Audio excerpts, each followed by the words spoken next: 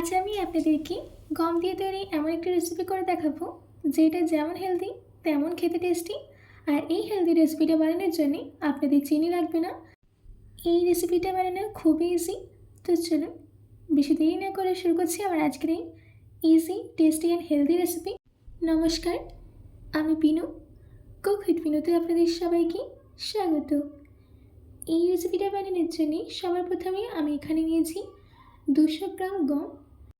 গমটাকে ভালো করে ধুয়ে পরিষ্কার জল দিয়ে ওভারনাইট ভিজিয়ে রেখেছিলাম।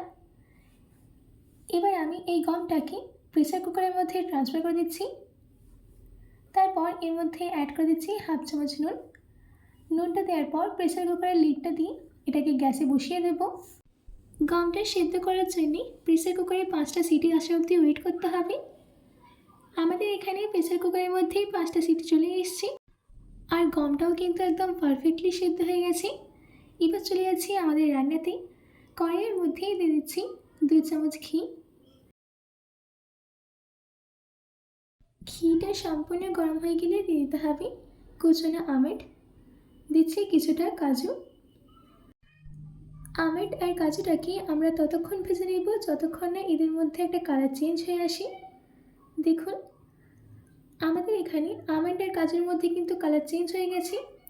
এবার আমি এই স্টেজে এর মধ্যে অ্যাড করে দিচ্ছি কিছুটা কিশমিশ আর দিচ্ছি কিছুটা নারকেল কুচি। কিশমিশ আর নারকেলটা দেওয়ার পর হালকা ভেজে নিতে হবে যাতে এদের মধ্যে একটা কালার চলে আসে। দেখুন আমাদের নারকেলের মধ্যে একটা সুন্দর কালার চলে এসেছে। এবার আমি এর মধ্যে অ্যাড করে দিলাম 3 চামচ সাদা তিল।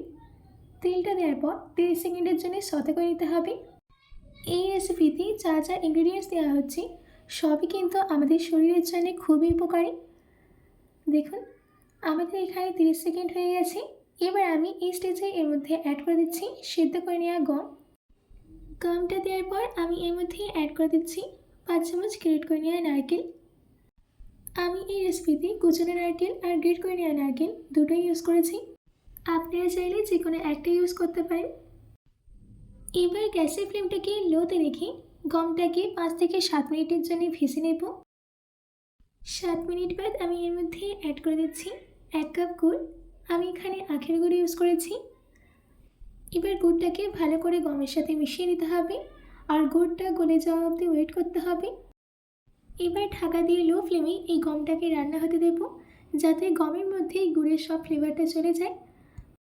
আর মাঝে মাঝে কিন্তু ঢাকাটাকে খুলে চেক করে নেবেন। আমি আপনাদেরকে ঢাকাটাকে খুলে দেখাচ্ছি। দেখুন আমাদের এখানে এই গমের রেসিপিটা কিন্তু একদম রেডি হয়ে গেছে আর গমগুলো কিন্তু গুড়টাকে সম্পূর্ণ অ্যাবজর্ব করে নিয়েছে। এবার গ্যাসের ফ্লেমটাকে অফ করে দিয়ে গরম গরম সার্ভ করে নেব। আশা করছি আমাদের আজকের এই হেলদি টেস্টি আর ইজি গমের রেসিপিটা আপনাদের ভালো লেগেছে। বাড়িতে এটি অবশ্যই ট্রাই করবেন ও কমেন্ট বক্সে কমেন্ট করে জানাতে একদম ভুলবেন না। তো আজকের মতো এটুকু। আবার দেখা হচ্ছে অন্য কোনো রেসিপি নিয়ে। ভালো থাকবেন, সুস্থ থাকবেন।